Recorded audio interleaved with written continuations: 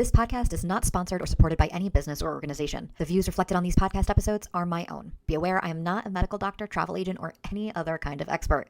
But I hope you still enjoy. Hey friends, welcome to the Gluten Free Advocate, a Substack and podcast that helps me process my health journey and my determination to pretend that those health conditions don't exist at all. If you're looking for tips, tricks, and learnings for traveling the world with celiac disease and type 1.5 diabetes, you have come to the right place. Now, let's get started. Hey guys, welcome to another episode of the Gluten Free Advocate. So I'm really excited about today's guest. We've been planning her coming onto the podcast for a really long time. Her name is Gabby, and she's from the platform No Gluten Gabby. Highly recommend that you follow her. And essentially, she is like your gluten-free best friend on her social media platforms. And there's often times where you are going out and about in your life and you come across these people on your social media, and it's almost like how TV celebrities are, those that have been on your favorite TV shows, where you feel like you know them, but it's on a whole other level because it's actually them on your phone with you all of the time. And when I met Gabby in person for the first time, she also speaks to you as if she's known you for her entire life. And I honestly am so envious of the stamina and how naturally all of this seems to come to her. She is just so much fun to be around. I could chat with her for days and hours, and honestly, we have. And she is someone that not only can you have a blast with, but she's part of the reason that this podcast came back, because she helps you dream and dream big. She is just an incredible friend to me, and I'm so happy that she was willing to come on, because she is very much doing me a favor, and I'm so appreciative that she was willing to come on the podcast. And we talk about the Celiac Cruise and her role that she plays in the Celiac Cruise family, and how much fun we all have. I mean, if this entire episode is not a ringing endorsement for why you should go on celiac cruises, then I don't know what to tell you folks. You're missing out, and your life is sad. Well, with all that said, I'm just going to let y'all get to the episode. Yes, I said y'all. Oh no, I've been around too many Southerners lately. But we're just going to let you guys get to it because it's a really fun conversation. Thanks for listening. Hello. Welcome to this podcast, Gabby. I'm so excited that we're finally doing this. I feel It's like been we a have so year many of trying. patients needing to get online. Yes, we need people to listen to us on the record and making sure they're spending their days just listening to us chat. That's the most important thing they can do with their time. Exactly. So I know that you are famously No Gluten Gabby on Instagram, and you've done a couple of these podcasts now. So I feel really special and honored that you're taking the time to talk to me about it. But uh, for those that are living under the gluten-free rock and don't know who you are, would you mind introducing yourself and maybe getting into your celiac story? You don't have to go Yeah, into detail. They can listen to other podcasts and get the details, but I go into enough detail on my socials about my yeah. celiac disease, so you can always find that there. But my name is Gabby. I'm also known as No Gluten Gabby online. I started my platform in 2021. It was about a year or so after I got officially blood work diagnosed with celiac disease, and my sister has it, so that's kind of how I knew to get tested for it, which helped a lot. But also, we have a lot of different symptoms, so it's kind of why I started my platform too, is because I wanted to find other people who have celiac disease, whether it be just wanting to complain to each other, laugh about something, find and share new foods, or a big thing about mine was just sharing my journey, because I know if I'm feeling this way, there's definitely got to be someone else, because there's 1 in 100 people have celiac disease. So I was like, okay, I'm going to find one friend for sure outside of my sister that has celiac and that I can relate to. And I've been doing this for now like the past 4 years, and it's grown to my full-time job. So I advocate, I work in social media for other brands and companies, as well as my own platform. And I just love meeting and talking to people who have celiac disease. So usually if there's anything gluten-free, I'm like, okay, I got to go to it just so I can see who I can see and meet who I can meet, and we can complain and could tell all of our fun stories and nobody says it's TMI. Yeah, yes, exactly.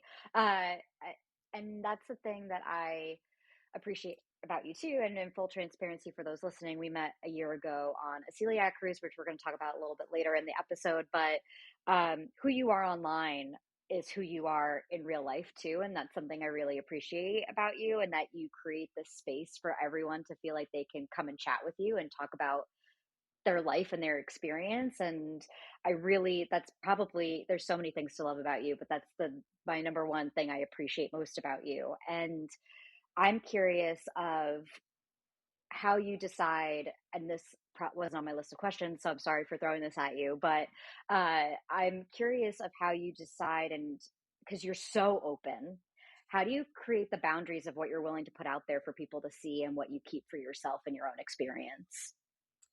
Yeah, I would say also I'm more reserved online than I am in person too. There's moments where I'm like, people meet me, they're like, "Oh, you should really put more of that energy." I was like, "No, I already put too much. I can tell I probably annoy people, so I'm gonna stick with what I'm doing." But a lot of mine, they sometimes it has been just like me propping up my phone when I just want to complain. Nobody else is around. I can't really call like my sister right now. She's busy with her kid and she's busy with her own. Like I can't just call up and start complaining. And I'm like, really, I'm just like I don't even want somebody to respond to this. I just want to complain real quick.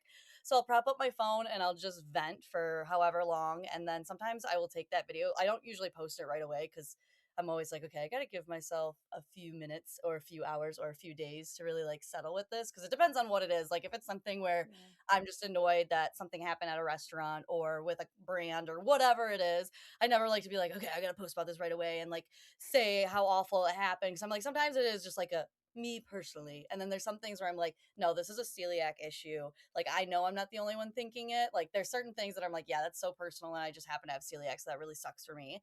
But then there's a lot of things where I'm like, okay, I know I'm not the only one that it gets so anxious going to a family gathering or go on a vacation and do all of this. But like, I know I can do it. I just have to also be like, hey, I'm strong, but I'm also like about to cry. Like, you can cry, you can do both. And I'm like, if I feel that way with certain things, I'm like, okay, I'll post it. But then there's also sometimes where I'm like, prop this up, guys, I got to tell you this. And I'll just go Yeah. into a rant. It just really depends on what the topic is and how I'm really feeling about it. Uh, and I'm sure for you, when you put that out there and that other people are validating your experience, you're getting that feedback, I'm sure it's extra helpful and therapeutic as Yeah. well. When people say they're like, "Oh my gosh, I thought I was the only one to experience this." I'm like, that's always my Yeah. favorite like comment to get for some reason, and it's just because I'm like, "Oh my gosh," because I on top of already like having to deal with whatever symptom I'm like confused about, I also feel like I was the only person in the world. So you just like knowing, even if it's only one other person that makes that comment or messages and says, "Hey, like I dealt with that too," or like I can't believe I finally met somebody who is like described exactly what I'm feeling. I'm like, cool. Like I'm Yeah. glad like I'm not crazy. Yeah. I also find the part about your story incredibly fascinating in that you, before your diagnosis, you witnessed someone having celiac disease and all the trials and tribulations of it. Um, and that, but you were living your own life, experiencing the world, and you have a point of reference that I was diagnosed at 15. So I've forgotten a lot of things of what quote unquote, I call it muggle experiences feel like. And you still have that point of reference and you remind me of things of, oh yeah, that's how things used to be. Um, you also have a lot of experience with travel pre and post your diagnosis. And I just am curious to hear about those, the pre-diagnosis of, were you feeling certain ways? Like, was food bothering you? I know some people go, oh, I go to Europe and I eat gluten and I'm fine. And that's super dangerous. If you have celiac disease, please don't do that. But I'm curious of, how does traveling play a part in your diagnosis story, if it does at all? Yeah. Oh, it definitely does. Like I was just reflecting on that when we were talking about this on the last cruise where I was like, okay, like before just traveling, I never thought of anything. Like I would say yes in an instant. Like I didn't travel. I mean, I was 22 when I got diagnosed with celiac disease, so I didn't do too much travel prior. Like Mm. I went to China with my sister, and that was right after she got diagnosed with celiac disease Mm. too. So that travel experience really motivated me after I got diagnosed to go, okay, if my sister can go to Beijing, China a month after she got diagnosed, I can go anywhere. I'm like, I believe, like, and I, again, not saying like she had the perfect experience because on top of just getting diagnosed with celiac disease, as you know, and as many people know with celiac disease, you don't know what that really entails until it feels like years in. Then you're starting to be like, okay, I got a grasp on it. So this is a month after where she's like, I bet I could still have one bite, or like one, Yeah. like those little things where you're like, I don't know how in depth this is yet because I'm not having like anaphylactic reactions or whatever. But I ate whatever during that trip. And I remember like going out, it was so fun. Like I love the feeling of trying a new country's food, whatever their version is, whatever like they are bringing. I don't have to ask any questions. Like that was my favorite thing. We did a hike on the Great Wall, and I remember we did a family style lunch, and my sister only had like white rice and steamed vegetables. And I was just Mm. like, oh, that sucks. As I'm eating like fried Yeah. chicken. I don't know what it was, but eating something, and I was just like, ooh, that, like, I remember feeling bad, but not fully understanding what it was until actually dealing with it. Because after I got diagnosed, I did not, I mean, also it was COVID. I got diagnosed. I should put that in there. That's Yeah. a big reason why I didn't travel for a couple of years anyway. But I remember my first solo travel trip was to Boston, flying there. And I remember one, solo tripping with your first trip going out is like super scary because I was Yeah. anxious already just being 23, 24 years old in Boston going, okay, now I got to figure out where I got to eat. Now I got to figure out this. Like I had Find Me Gluten Free, so that was helpful. But I remember calling my dad. I'm like, I'll never leave my home after this. Like, this is my last trip I Oh, ever do. wow. He's like, oh, yeah, I'm sure. Like, give it a little bit. I even remember when I used to feel this way. And he's like, and you got the extra anxiety with, food choices and everything. And it was I came in for a Wicked event. So I was like, I know I'm going to have gluten free Mm. like food tomorrow and so much, and everything's going to be great. That's the only reason why I was like, I don't have to go home because I'm like, I know my people will be there in just a second and I'll see them and everything will be fine. But I remember that first day just feeling so anxious and not like knowing what to ask, even at restaurants. Like I've been to a couple restaurants in Grand Rapids where I live, and it was easy because I'm like, okay, they were already known for gluten free. It's just it's like it was a dedicated bakery went to. And then like it's a gluten and gluten free plate. They have gluten there, but it's mostly gluten free. So it was very easy to navigate that. This is my first time having to be like, hey, I have celiac disease, so I can't have things like on the same pan or in the same fry. Like just Yeah. trying to do it was so embarrassing.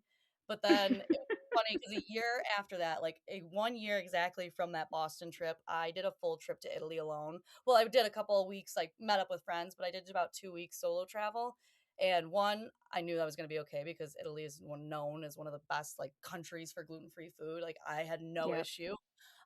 So that made it really easy for me to say yes to that trip. But then also that day, 1 year after that Boston trip, I remember that was like the day I like saw that like video from Snapchat or something. Cause I remember I took like a crying video saying like, I can't travel. Like this is too hard. Like this disease has stopped me from everything. I've never felt like so anxious to go outside. And I don't know if a lot of that had to Mm. do with being COVID and being stuck inside on top of Right. having food anxiety. So those two things together, I was just like, I'm usually the most extroverted, outgoing person in the world, and I will take on any adventure. Why can I Right. not leave this hotel room right now? And I'm shaking and I don't know what to do. And then fast forward 1 year, I'm like, I'm waking up in Lake Como and I'm doing all this by myself, and nobody speaks English around me right now. And I'm figuring out how to eat gluten free food. I'm figuring out this. I'm like, it just takes time. And I think that was the biggest thing. And I didn't want to believe it the first year, of course. But now I've gotten to the point where I'm like, Yeah. okay, it just takes time and patience to figure out. Like I now definitely like compared to prior to having celiac disease, I would just book anything. It was like prettiest view, like closest to this, doing whatever. Now I'm like, Yeah. okay, where's the closest grocery store? Where's like at least a Right. couple walkable restaurants or bakeries or something that I can easily get to for my Airbnb or hotel. So there's a little still changes in the planning, but I honestly feel like planning wise has gotten to the same level as it was before, other than doing extra little food searches and things. But I've always loved food and restaurants. Like I always got into that I was like, okay, now I'm just looking at it from like is this also safe for me, but is it also a vibe? Like it's an extra step, but it's worth it. It's different. I think it's just because I'm used to it now. Like it's been 3 years of doing just this type of travel. But joining like my first Celiac Cruise was last July, and that reminded me of what it was like to not have celiac disease and not have any Yeah. dietary restriction, because you walk in and once you are in your like the Celiac Cruise area, you're literally like, everything I can eat is safe. I don't have to say, hey, I have celiac disease. This is separate fryers. You don't have to advocate for yourself at all. So that was the first Yeah. time in a long time that I was like, oh, I forgot how much work I put into traveling, but I'm just so used to it. So it is interesting. There's different events that you can always go to that I'm like, okay, it makes it easier and it makes it more fun, but it's still definitely a difference. Yeah, and I also have noticed a difference of just in the last year that I've known you of like, oh, when it's a celiac cruise, like you're truly in your pre-diagnosis mode in your planning of what you've described. And it makes me so happy. I wish I could be more like you, but I was born this way. Like I was born crazy. I can't. I'm like, I gotta Uh, finish my whole plate like 3 times. I'm like, I do not care. I don't have any food anxiety, so I can just eat. Like my stomach's so empty, even when there's probably 32 chicken nuggets in there. yes, that's right. Oh, goodness. Well, that's a great segue into I mean, this podcast is pretty much a I Heart Celiac Cruise podcast. So I am curious, how did you find out about Celiac Cruise? How did it enter your life? I think I'm trying to I remember seeing videos in 2022 for their inaugural one, like their one after Hmm. COVID. Yep. Because I didn't know anything about celiac in beginning of 2020 until I got diagnosed, and then I remember seeing that going, "Oh, wait, that's really cool." I was like, "I've never been on a cruise before." At that point in like 2022, and so it's like, oh, that's really interesting. I was like, maybe I would be like a cruiser if I knew like I could eat everything, but I didn't know really what Yeah. it entailed. And then I remember seeing pictures and videos from like Gluten Free Dave and Phil Hates Gluten, like they posted about it, and I was like, whoa, wait, this is actually really cool. And Yeah. then just time went on, and then eventually the Celiac Disease Foundation, I've worked with them for the last couple of years doing online support team groups. So once a month, we would get together and just vent and talk about whatever, but also bring Mm. in education. So doing that after a couple years, they're partners with, which I'm sure if you've been watching this podcast, you know about the Celiac Cruise. They are partners with the Celiac Disease Foundation in the sense of hosting like events for their Cruising for a Cause initiative, for checking every single label for all of the food prior to us boarding, all Yeah. of the things that they need to do to make sure it is 100% safe. So they already are together. And so they were like, Celiac Cruise was needing a marketing person, and Celiac Disease Foundation. I was like, so many celiac words right now. Sorry. The Celiac Disease Foundation introduced me to them last year, and we just hit it off. And I went on my first cruise in July last year. And now I've been doing this for a year now of marketing, but also enjoying a cruise every so often and getting to meet everybody. I think that's always my favorite part, is now not even the food anymore. I mean, I love the food, but now I'm like, I get to meet so many people. This is going to be so fun. So it's really fun. I love the Celiac Cruise. I could talk about it forever.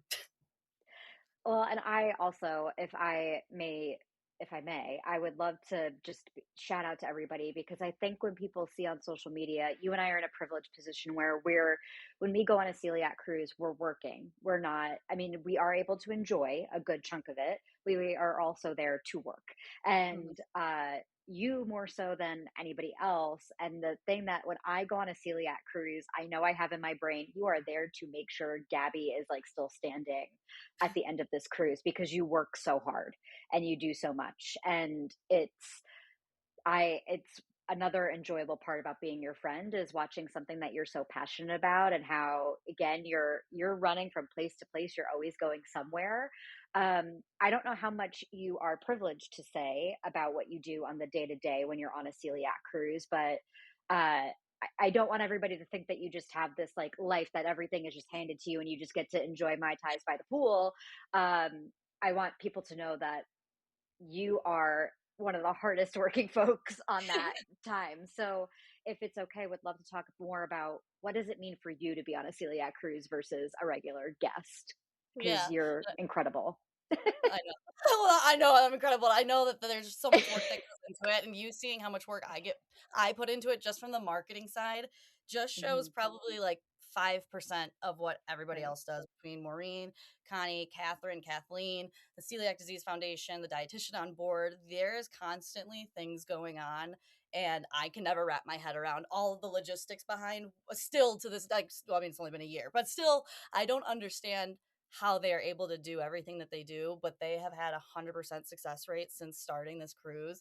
And it's just so amazing to see that too, of like, they put so much time and hard work into this, where I'm like, I can't believe it took them this long to get a marketing person last year, because I can't imagine having that job on top of everything else that they do. It's incredible. But for me, so now that I'm doing the marketing, when I first started, I was doing a lot of like the back end marketing and just starting with the social media, and doing like email campaigns, things to keep up the communications for all the cruises coming up and everything.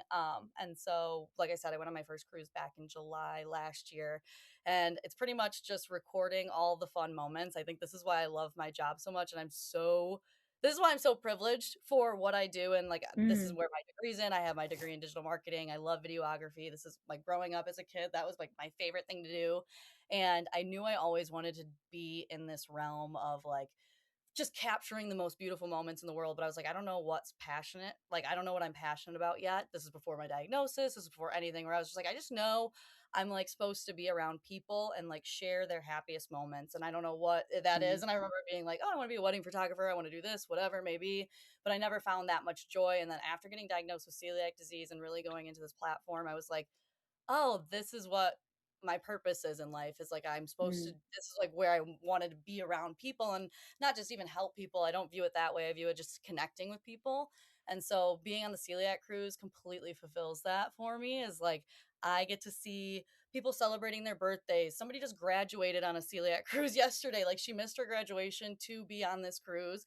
I've seen people get engaged, people celebrating their honeymoons. There's so many things. And I'm like, these are all basic, not basic, these are amazing moments in people's lives. Like, these are the most amazing things, but people don't think about that when they don't have celiac disease, how important these moments are. And like, they get to go, like the engagement that I saw on this last cruise, like she has celiac disease. They went on this cruise because she has celiac disease. He wanted her to feel just completely calm the entire week because he's about to give her the best question in the entire world for them and be married forever. Yeah. And it's so beautiful to see. It's like the amount of people that I see, not even just who have celiac disease, but their family members, their friends, their significant others, their kid, whoever it is, there's always somebody there that's like, I don't have it. I just wanted to be here because I know what this meant to them. And I think that is so important. And it's been a good reminder. Like, this past year, like literally from the first cruise, after hearing so many people's story of how they treat their partner, how they treat their family, how they treat their friend, I'm like, oh my gosh, I deserve better. I should share this online, and like they deserve, but like everybody deserves that Mm. type of love that I got to see in person. And so being on the Celiac Cruise, I'm always so excited to be at every event, everything that goes on. I'm like, oh, you'll see my phone out. If you've been on one, you've seen my Ring camera out, my phone out, everything. So I'm just constantly trying to capture whatever, and everybody always is too. It's like, it's so exciting because I'll have Connie and Maureen be like, look what's over there. I'm like, oh my gosh, and we get excited because it's like, Mm. for us, like seeing that over and over and over and over again, I'm like, that never gets old because it's all new experiences for everybody, and everybody has guys going on to this because they deal with celiac disease. They have something that makes them eat gluten free, and then they have a person in their life that they want to just care for that much. Like, it's so sweet to see. And so being able to be on the cruise, that's what I do a lot. So like, it's a lot of work, but I also love it so much, where I'm like, this is Yeah. so fun. And then I get to sit after late night snacks in my bed, like scrolling through all the footage and being like, okay, yeah, that's a good one. It's just Yeah. fun. Yeah. Yeah. I also think, in addition to all that you just described, not I think, I know I've witnessed myself that because of the following that you have as you on social media, a lot of people know who you are when they're coming onto the cruise. And it's kind of like seeing a gluten free celebrity. And something that I love about you and Phil and Dave and Mel from the Very Hungry Celiac from on the Australia cruise, when you guys are on there, you're not just on vacation, and for you, you're not just working, but you're receiving so much that so many people want to come up to you because they already feel like you're their best friend because that's what they've built with you on social media. And I love watching like young girls come up to you and just be so excited to meet No Gluten Gabby. It's amazing.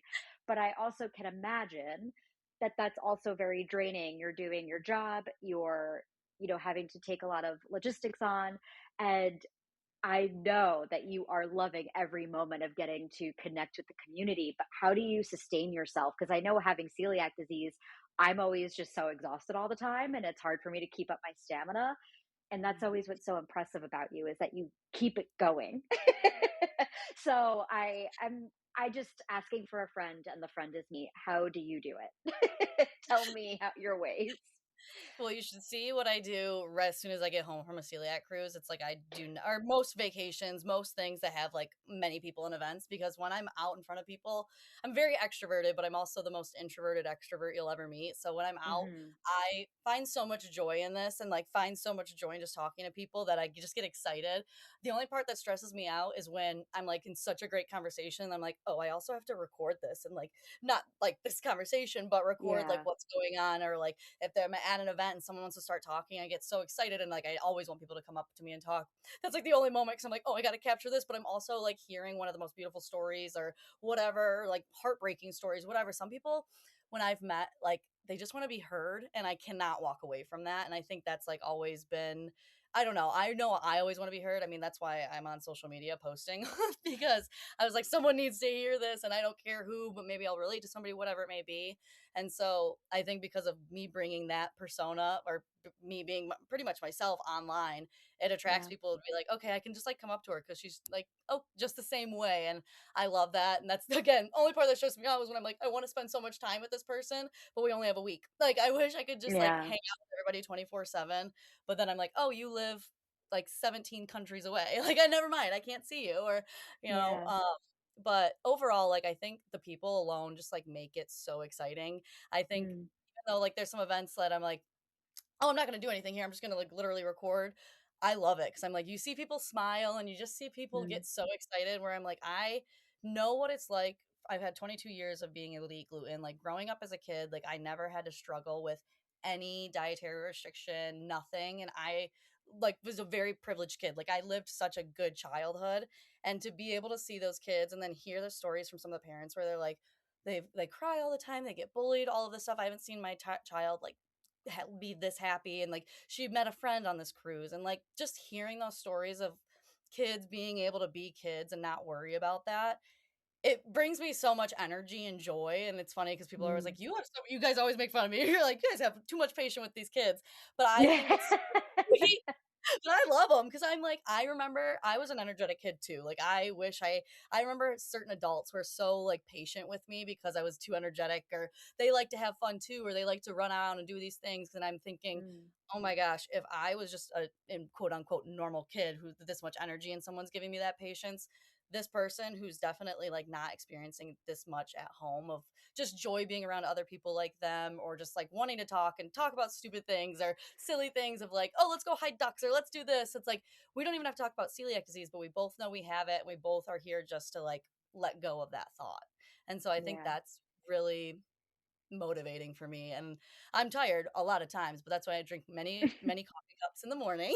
But You usually do. like once I start seeing people, I'm like, oh, this is fun, like I like it. I mean, I definitely have to have my moments of I'm gonna take a nap. I'm gonna take like a 1 hour I have by myself. Like the last trip when you guys had the casita, I just walked up to you, I just bugged you and Dominic. I was like, I'm gonna just take an hour, and you guys even knew. You're like, she's not in her social mood, so give her Yeah. quiet time too. And so it's very sweet. I feel like everybody also is like aligned in that sense too, of you can tell Mm. when someone's like, I just need, you're talking to people for a week straight, so there's going to be moments where you're like, Yeah. I just need 1 hour, I'm going to take a quick nap, just close my eyes or get some work done or whatever. But it's pretty easy to Yeah. hide on the ship. But once I Yeah. see the event, I Well, always get excited because I'm like, there's going to be something new and something funny that happens. yeah. I mean, I'm able to hide on a ship, but you have on a celiac cruise, I feel like you have a little bit more of a difficult time. But uh, I also love, as you were talking about, some memories are coming back from Bermuda of getting dubbed. I was the mom and you were the cool auntie. And I was like, dang, I need to be better about being a cool auntie. No, the mom is uh, more like you you are really great with the kids emotionally. I'm like, I'm just the one that like scream and go down slides, so Yes, that was the you big the thing. My brother, balance. yeah, that was the best thing. My brother just wanting to, anytime anything fun had to happen, he was like, but Gabby has to come. And I'm like, okay, we'll wait for Gabby. Because he knew I So wanted the very fun true. too. Yes, yes. And as you were talking, it occurred to me, because there are certain things where I have rules for myself of I won't bring my phone out and I won't take any footage or because I just want to be in the moment and I want to remember it. Mhm. How do you balance that of the living in the moment versus making sure you're capturing content as best as possible? Because if I'm focusing on setting up a frame right and doing all the logistics in that, I'm not necessarily actually processing and witnessing what I'm seeing with my own two eyes. So I'm curious of how do you balance that? Because you're a very in the moment person, knowing you as I I do. honestly don't know how I do it sometimes. I think a lot helps that it's social media versus like professionally. I don't think I could be like, okay, let me set up this camera, let me do all these things right, Hmm. like get people footage or Yeah. get people like posed up before I get the footage. The nice thing about what I do for the Celiac Cruise too is like when I'm on those is I just have to capture the moments that are around. So I'm like I just have to literally be present in the moment and go, "Oh my gosh, wait, that's a beautiful moment. Let me like capture that real quick." And it doesn't even have to be like I have to pull my phone out right away and get this video, but like for example, when like somebody like the engagement came around and we're like that's so beautiful, Mm. like we got to talk with them and everything and they took their pictures. I was like, "Do you mind if I like reshare that? That's such a beautiful picture," or something like that. It's just talking to them later on and finding a different way to grasp or like to show that moment that we just had Mm. on social media for other people to understand or to kind of see what it's like.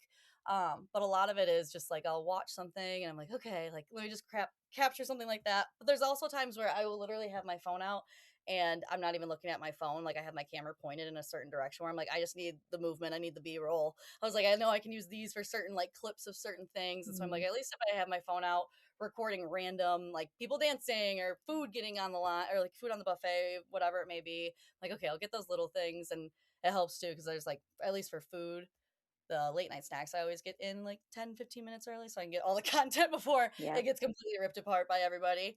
And then dining room, I just always have to apologize before every dinner. Well, it's usually only the first dinner now where I'm like, hey guys, I'm the one that has the brightest light you'll ever see, and then you guys can eat. And Yep. everybody, I love it because that's actually my favorite time too is dinners because Mm. even though it is most annoying to get all that food content, it is so fun because everyone gets so excited by like day two. They're like, get my content, get my plate, Yeah. get my plate. And I'm like, this is just fun. And then I have people literally around, like our first cruise, when that family behind us was like, oh, do you want to get like pictures of the kids' meal and like all this? I was like, yes, thank you so Yeah. much. Like, you're helping my job so much right now too. So it's cool. Yeah. I think it turns into a lot of like what I do. Most people know what I'm doing on the cruise too, like when I'm recording and stuff, and people are so respectful of it. And then they'll come up Mm. and talk to me or they'll do something. So I feel like it's always, I've never felt like overwhelmed. I've Yeah. been easily like I've worried about that because for so long I never lived in the moment. Like I was always very anxious, especially after getting diagnosed, and that was just in general. And so to you say like ask that question, it made me fully realize I'm like, wow, I've been really present like the last like year, especially Yeah. at these events and things and at these vacations or cruises. I was like all of them, whatever they're called. Yeah. Um, it has been very like I remember these moments and like I can actually like Yeah. feel it. But then the cool thing is now I also have content of the entire cruise and I can watch it back and I get happy in my bed when I'm Yeah. like, oh, it's winter right now and I'm so sad. I'm like, let me just scroll and see like what we just did like a Mhm. couple weeks ago. Yeah. Oh, and you're also in a really cool time being part of Celiac Cruise as well, where it's just continuing to grow and grow and grow.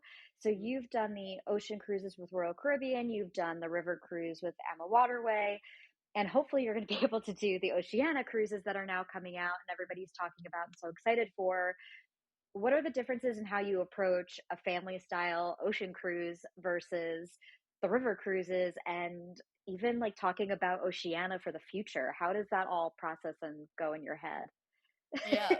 It's been interesting. Like definitely the last couple months we've been talking a lot about like because we have these three different types of cruises. Well, I mean, I know two ocean, but like Royal Caribbean, Mm. Oceania, and AMA.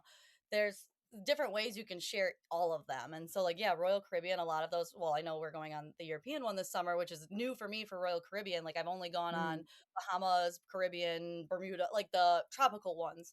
And those are very like family forward. I mean, there's also like a lot, I mean, people got engaged, people are on honeymoons. It depends on the time of year, of course. But like I've noticed it's a lot more groups and like big like families, whether it was I don't know, just like all the girls getting together, whatever maybe.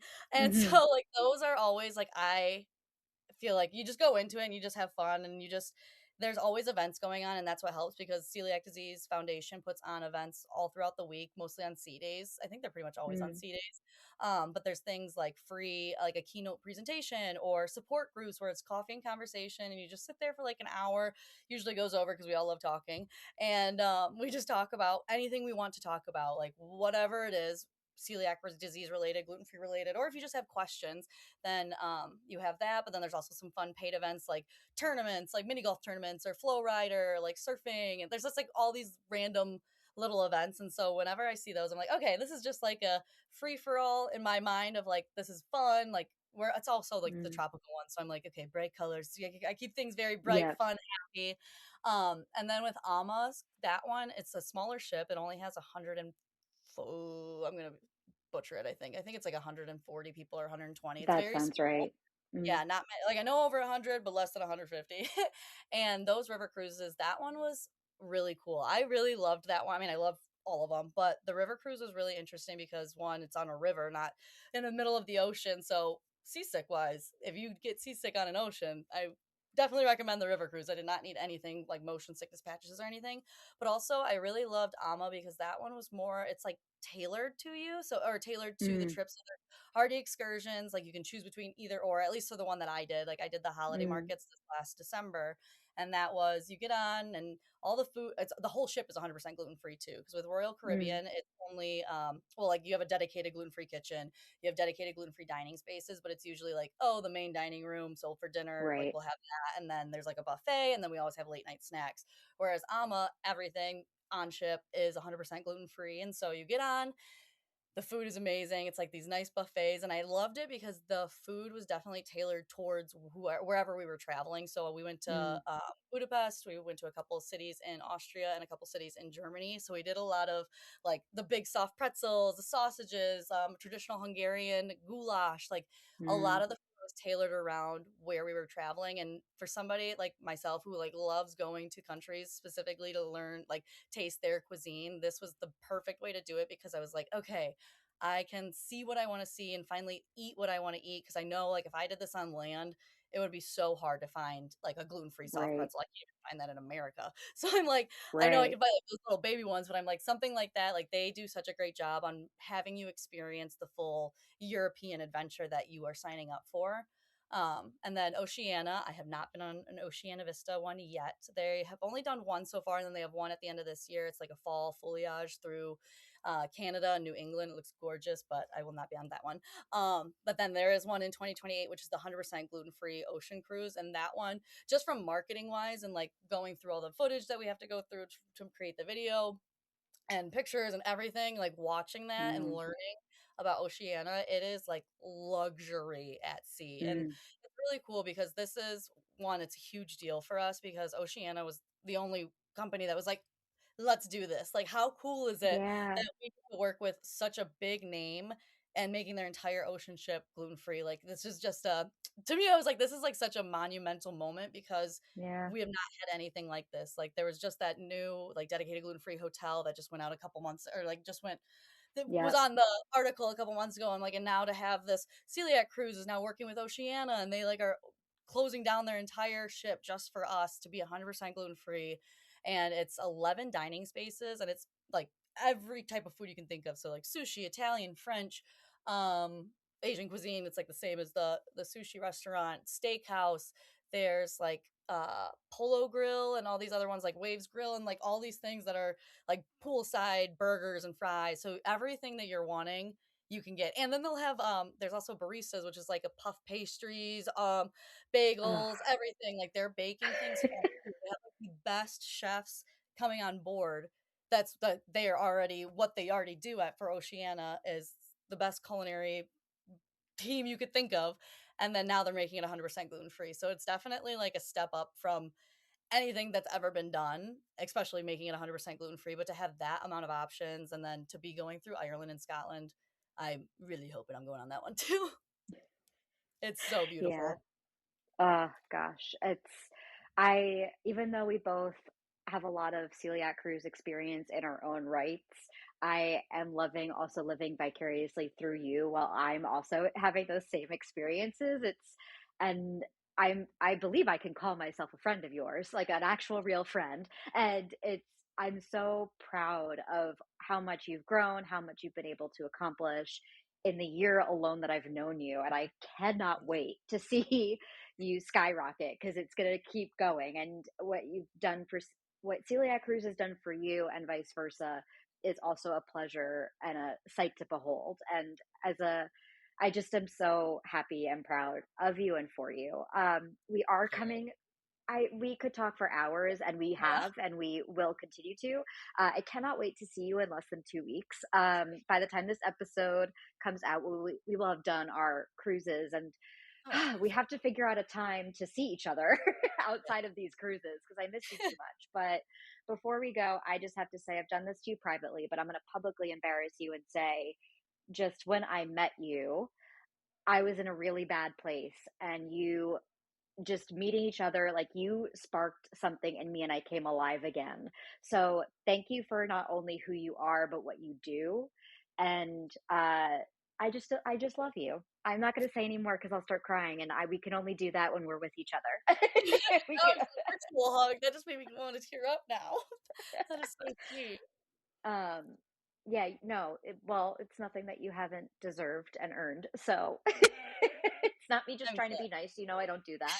So, Everybody deserves uh, a little light in their life, and so I'm glad I can provide that whenever I can. yeah, That makes me yeah. really happy. That's all I want in life, is to make people feel as good as I feel sometimes, most of the time. And I just hope that I do my best to reciprocate that as much as I can, because I Oh, feel you do. like there's a lot of people that could take from you, and just I don't want to be that person, because you deserve so much of what you give out right back at you, and I know I'm only a fraction as good as you are. So Stop. No, no. I do my best, but I love you dearly. Thank you for doing this, and I can't wait for our big European I trip that we're know. going to be doing. It's gonna So be a fun exciting. month. Alrighty, well, till next time, girl. Love you dearly. Love ya. Thank you for joining me this week for an episode of the Gluten Free Advocate. For more information on what's discussed on the podcast, check out the episode description and/or my Substack, The Gluten Free Advocate. If you have any questions or fun stories to share, feel free to reach out at hieatexplorelove@gmail.com. Till next time. This episode is produced by Leigh Francis Productions.